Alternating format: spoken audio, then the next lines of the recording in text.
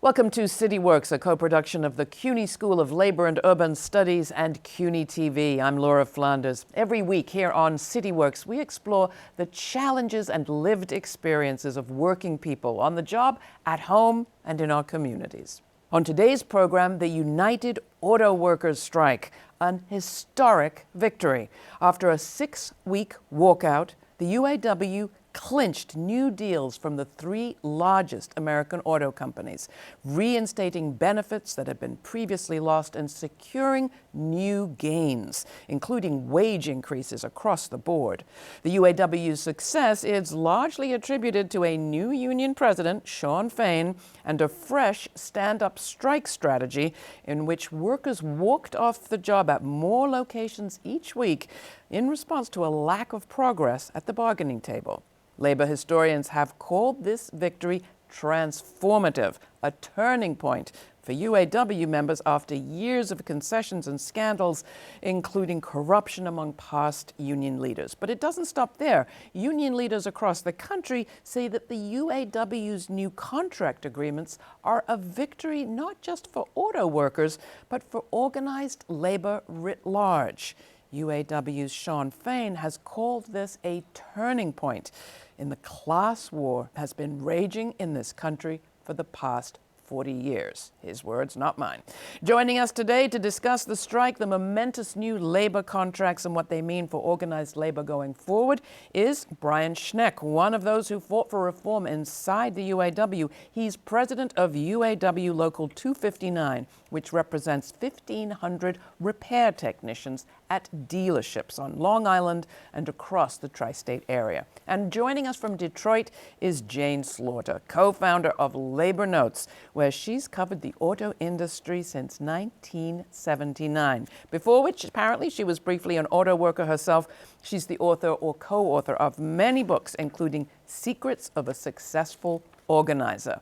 Well, welcome both of you, and I have to say, there is no kind of qualms about this. This was a successful strike. What are you most excited about, Brian? After many long years, the UAW is back in the fight. We're back. And what about you, Jane? When you look at this strike, what stands out about the significance of what's been won here? I agree with Brian. The change in the members' attitude toward their own union is just amazing. 4 years ago, they had a strike at General Motors. I went out to the picket lines all the time. People would just stand there glumly waiting for their international rep to come tell them about their strike benefits. This time, you could feel the pride. People are proud to be auto workers, proud to be UAW members. They love Shawn Fain. They were just love the transparency of the union and the fact that the union had a new strategy that seemed to be rocking the companies back on their heels.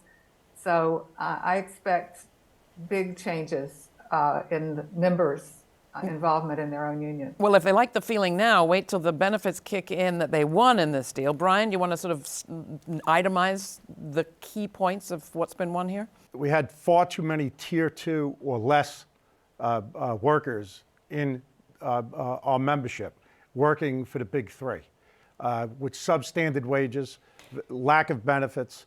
All of these concessions were granted to the big 3 in the bankruptcies of 2008, 2009.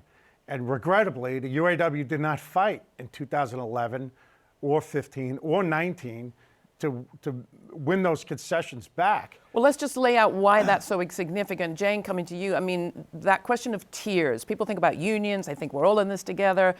In those agreements, the members were not all in it together. There were separations driven into the workforce. Yes, in 2007, they literally cut the wages of new hires in half and took away their pensions or their future pensions and their retiree health care. So you had these 2 very different tiers, people doing the same work, working next to each other on the assembly line. This is what was repeated to me over and over by the workers on the line, is what they were out to do is end the system of tiers and the abuse of so-called temporaries who would work at an even lower wage for years at a time with very few rights. There is a chapter of this story that pertains to how the new leadership of Shawn Fain got elected. Jane, talk about that, because there's differences in how this guy emerged from how the previous regime had been selected. Well, all throughout the UAW's history, the top leaders were elected at conventions. The conventions were quite easy for the incumbents to control. And if you got along and did whatever the top people said, then you might rise higher up in the union. And many people in the locals who had ambitions saw the union as just a career ladder. Right. Hopefully I can get out of this plant and I can go on the regional staff or the international staff and have a cushier job and a higher paying job. And so you kissed ass in order to try to get chosen for those jobs. And the same thing filtered down to the convention system, very easy to control, and they became sort of love fests with people standing up at the convention and talking about how much they love their regional director. I'm not exaggerating this. It was really nauseating to see. So how did we get Shawn Fain? So this caucus that had formed in 2019, UAWD, said, we have an idea. We think the way to get the corruption out of the union is to give members control over who their leaders are. Give us the right to vote on our top officers. So they held a referendum. Do you want the right to vote? Not surprisingly, won by a big majority. And then they held the first election, and Shawn Fain ran for president with a slate, not by himself. There were 7 people. They won all their 7 slots that they won. They now have a majority on the executive board. So that's what enabled this big change to happen. And what made Fain's agenda different, Jane? Oh, just about everything. He wanted to actually fight the companies. He wanted to win back what the members had won over all these years. The old administration was fine with letting those concessions stay in place. I remember in 2015, the members at Chrysler actually voted down a tentative agreement because it kept the tiers in place so badly.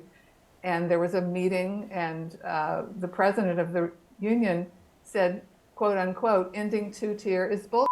You know, this is never going to happen. Well, the new guys, their slogan when they ran for office was no corruption, no concessions, no tiers. And that's what they set out to do, was get rid of the tiers. So you have a fresh leader and you have some new strategy. What was different about the stand-up strike strategy, Brian? Well, the approach that the UAW had years ago in bargaining with the big 3 was they would pick a target. They would pick which company do we think that we could get the most favorable deal with, and then we would go to the other 2 to try to get the same, do a pattern bargain. So the companies knew, okay, this is ready, hit play, this is what's going to happen, right? Well, that didn't happen this time. What happened this time was we were bargaining against the big 3. We weren't bargaining just against Ford Motor Company or Stellantis or GM. It was the big 3 in totality, and we took out assembly plants of each of the manufacturers initially. And then it got escalated. The reasons why it escalated was because of the company's behavior at the bargaining table. If you were going to start being fair and reasonable, well, you got rewarded. We didn't shut down any of your additional operations. If you were being a bastard, well, it was responded to, where they shut down the parts distribution centers for Stellantis and also General Motors. You know, and then it escalated beyond that. And the unpredictability of it made all the difference, it seems to me. The wins, what has been won here and what's next for this movement? You've got a lot of factories out there making cars, Teslas and others that aren't unionized. Huge gains in money. What they did not win was to get rid of the tiers on benefits. The lower people still don't have a pension, although they got a huge boost to 401k. They still don't have retiree health care. So that's next. Shawn Fain promises that's next. And he says if we can't get it from the companies, we'll get it from the government. Maybe we'll need to be lowering the age of Medicare. Huge, huge goal. To do that, he says, we need to be much stronger within the auto industry, which means organizing all these non-union plants, all the German-owned, Japanese-owned, Korean-owned plants that are mostly in the South. And their phones are ringing off the hook. They are getting hundreds of calls a day. People are signing up online.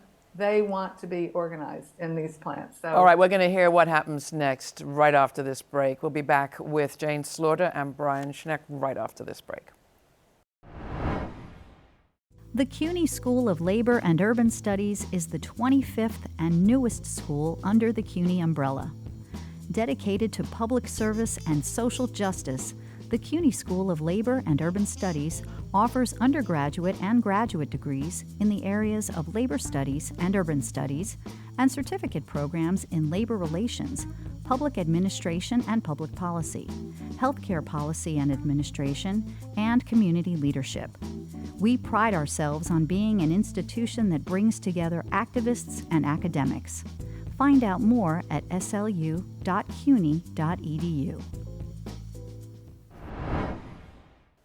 We're back. I'm here talking with Brian Schneck of Local 259 from the UAW and Jane Slaughter of Labor Notes joining us from Detroit. Brian, before the break, Jane talked about the financial gains that have been won in this tremendous victory for the UAW after their strike of the last few weeks. What, in terms of money, are members looking at? Well, the money that the members are going to get in their wages is upfront 11%, but over the life of the agreement, it's 25%. But with anticipated inflation, because they got the COLA adjustment, it should compound over 30. But what's exciting is... So wait, give us dollars and cents. What does that mean people will be earning? Well, you have members right now making $33 an hour. They're going to be making $42 an hour in 4.5 years from now. That's significant. And there's no other way to describe that. Plus, you have Tier 2 workers that are going to finally get economic justice, and they're going to be paid just like incumbent UAW members that hired in before 2007. Equal pay for equal work. And from what you're hearing, Jane, you were saying right before the break, a whole lot of people who aren't members of unions right now are looking at this agreement and saying, hey, what about me? yes. What else can you tell us about that? Well, one thing is the very lowest paid workers, somebody who's making $18 an hour, 17 now, will immediately jump to 35. And as Brian said, within a few years to 42. So this is life-changing to have your pay doubled overnight. And the workers in the non-union factories are seeing that, and they're saying, we want the same thing. Some of the companies, as Brian said, are already jumping in to try to forestall a union drive by giving some raises. So it's going to be up to the union to say, we can get you even more, and not only the money, but also the security, the solidarity of having a union.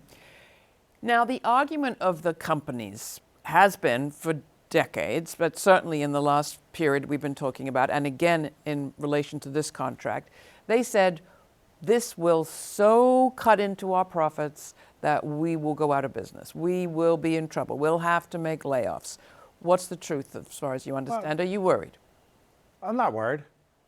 They're making billions upon billions of dollars, and they're going to continue to make billions upon billions. When you look at their economic model, right, I'm not the smartest guy in the world, but I can figure this out. They pay very little in local, state, and federal taxes, right? They're getting a free ride. They're getting shoveled billions and billions of dollars right now, for this EV build out, all right? They've never had it so good. They've never had it so good. You have to invest in your people.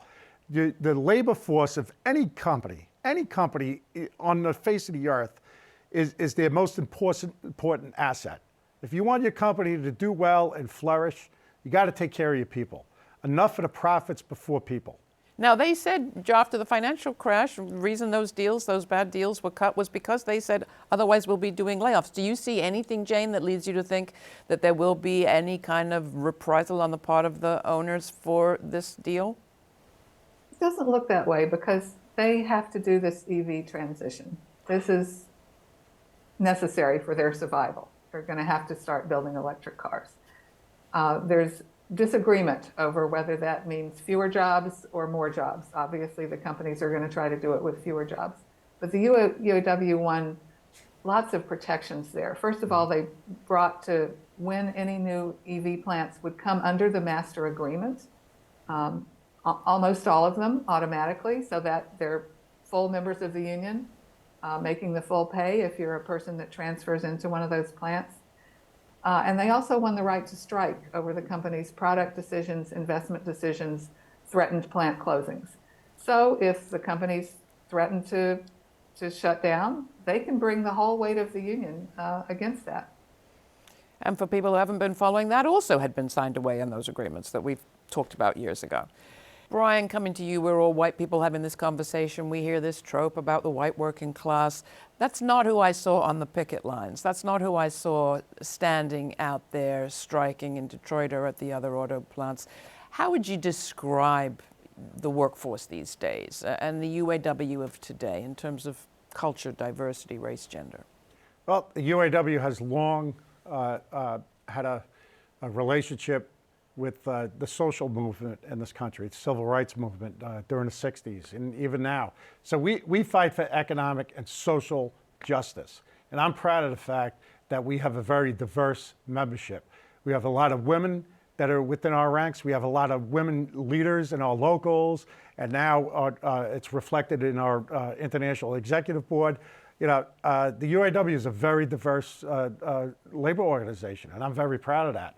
And I'm glad that you raised that, because we are America. The people that you've seen on those picket lines, they're the ones that make this country work. They're the ones that pay the bills of this country. We contribute to the tax base. We're the ones that, you know, we patronize all these small businesses that are in or around the assembly plants and all these small towns across the country.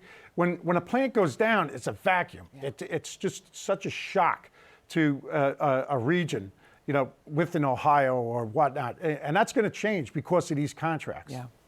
I'm going to ask you now to talk a little bit about your own personal experience, both of you. You've both been involved in union organizing and union reporting on union organizing. You've both worked in auto plants. Jane, you surprised me by your story of working in the plants. What did you do, and what did you learn from that experience that you bring to what you do now?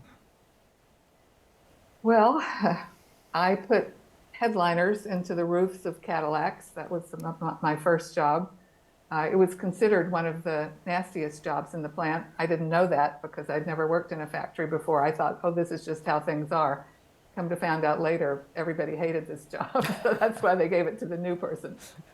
I think I learned that my fellow workers they're not the romanticized workers that some of our progressive friends might like them to be. They have all the flaws of everybody else. They have many other things going on in their lives besides their work and besides their union. The union is competing for their attention with a million other things. So yeah, I learned that my fellow auto workers, who continue to be my favorite people to be with and hang with and cover in the labor movement, they're people with a lot of complexity, but people, boy, can they rise to the occasion. That class consciousness is just right there, right under the surface. And although it was suppressed all those years when the union didn't want to fight, boy, is it coming out now. What about you, Brian? Well, again, it's very exciting to see this power that we have just unleashed, because it's just been sitting there and dormant for so long. But I'm fortunate. I learned my skill in high school, 11th and 12th grade. I took automotive mechanics. I went to work at a dealership right in my hometown, Valley Stream, Long Island. And we organized the union in my particular shop. And so the union, to me, has been everything. It's been a constant in my life. And it's just personally, it's opened me up to so many different experiences, so many different people, because I would have been stuck in my silo. I'd still be working in that particular shop, you know, if I didn't get involved in the union. You know, life you just don't know where it's going to take you, right? And never did I ever believe that I'd be in this capacity serving the men and women that I represent every day, you know, and it's incredible. So you gotta give back every day. You gotta fight for the current, and you got to fight for the future. You know, so it's just an incredible thing. So what will you get up tomorrow and do in terms of union organizing? What's the next step, I guess I'm asking, for this movement after this transformative victory? What do you do with that new power? Any sense? keep telling our story, keep encouraging others to join our ranks. I mean, it's exciting. During the strike, the big three, we were getting phone calls. You know, as Jane stated earlier, with the non-union automakers, we're getting calls from solar panel companies, labs that I don't even know what they do. But and we asked them, well, why us? They're like, because you guys fight. The UAW fights. We want to join a union that's willing to fight. And I've been doing this for 30 years. I was so proud to hear that, because I haven't heard that. Jane, what about you? What's your sense of where this momentum goes next? Well, I'm really looking forward to the organizing drives that we talked about, and Labor Notes covering those. Maybe I'll go down to Toyota in Kentucky or in my home state of West Virginia and talk to the workers there. I think that's going to be the thing that's going to say that this strike, the victory, was not just a flash in the pan. This really is one union showing how a union can change and make a huge difference. And it'll be life transforming for thousands and thousands of people. I want to thank you both. I've got one question that's just lingering in my mind from the very first hours of the strike being declared. And it was a moment on the picket line in Detroit, I believe, where Ilhan Omar, Congresswoman Ilhan Omar, appeared in support of her constituents who were fighting. You also saw Rashida Tlaib, who represents an area with auto workers as well, showing up on picket lines. I mention these two because they have been in the spotlight as Congress responds to the Israel-Hamas conflict. And Rashida Tlaib has been the only Congresswoman to be censured for her comments. She's Palestinian. How about that relationship? Can you talk about the significance of the relationship between politicians and those who brought this strike about? Jane, you want to touch on that? Back in 2019, General Motors threatened to, or announced that they were closing a big important plant here in Detroit, one of the very few assembly plants remaining in Detroit. And people organized to protest this. The union didn't organize to protest it, I'm very sorry to say, but Rashida Tlaib was out there on the lines, leading the demonstration on the bullhorn, saying, GM, you owe us not to shut this plant down. Keep it open or we'll take it over. So she's been an advocate of workers, even when it was harder to do that, when the union was in other hands. My understanding is that now she has a very good relationship with Shawn Fain.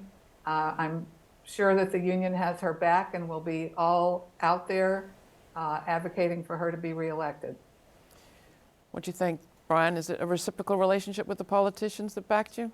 Well, it's for you know, one thing that Shawn Fain said, that instead of elected officials organizing us, we need to organize them to work for us.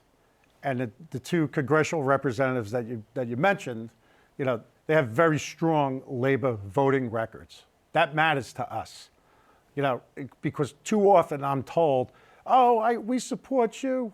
Don't tell me, show me. Right. Don't tell me, show me. Okay, you voted for us, but what legislation are you going to fight for us? Yeah. You know, and that's what we want to see. And for Rashida Tlaib to step out and advocate for auto workers in her community, those are the type of people that we want to see, you know, fighting for us, and because that brings others into it. And I bet President Biden got a few points from you too in his historic turn up on the picket line. I was encouraged by that. Because the other guy, well, you know, let's not talk about him. That was a historic part of the strike too, Jane. We'd never seen it. Didn't hurt. I don't think it was the main thing that turned the tide, although I did hear that the company executives were not happy about it. So what do you want people to take away from this in terms of people out there maybe who think, well, I'm not an auto worker, maybe I'm a gig worker, maybe I'm a, you know, home worker. What do you want them to take away from this, Brian? I want people to understand that they need to stand up and fight for themselves and their coworkers and their families and their communities, because people just feel that they cannot do that. So it's very encouraging. These big three contracts are going to be the cornerstone of the growth of the UAW. We only represent 40% of the auto sector in the manufacturing, right? Wait till we get to 60%. Wait till we get to 80. Then you'll see real growth in these collective bargaining agreements. And we'll have political power to move the legislation that we need. And we'll be driving electric cars. Jane? I would encourage anybody that doesn't have a union to try to form one, or if you already have one, to try to change it to make it better. This is one of the things Labor Notes does, is help people to transform their unions. We were standing by the UAWD all the time that they were doing that. And we're having a big conference next April in Chicago. We expect probably 4,500 people, because that's all the hotel will hold. And it'll be just full of people looking to learn how to fight. So if you look at labornotes.org, you can sign up for that. Read all about it. Jane Slaughter, thank you so much, joining us from Detroit with Labor Notes. And Brian Schneck, Local 259, thank you so much for being here. That's it for CityWorks. If you have questions or comments, you can write to us at cityworks@slu.cuny.edu. For CityWorks, I'm Laura Flanders. Thanks for watching.